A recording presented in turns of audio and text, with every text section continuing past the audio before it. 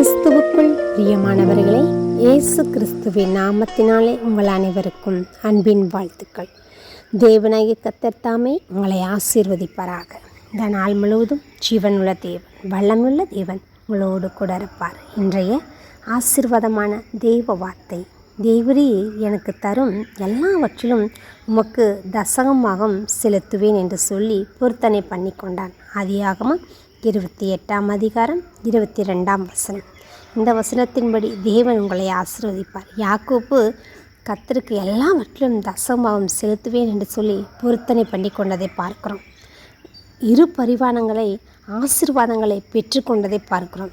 ஆம் பிரியமானவர்களே, நீங்கள் எல்லாவற்றையும் இழந்த சூழ்நிலையாக இருந்தாலும் தேவனிடத்தில் ஒரு பொருத்தனை செய்து பாருங்கள். எல்லாவற்றிலும் தசகமாக செலுத்துவேன் என்று சொல்லி தேவன் அந்த பொருத்தனையை அங்கீகரித்தவராய் உங்களை ஆசீர்வதிப்பார். இரு பரிவாரங்களை தருவார்.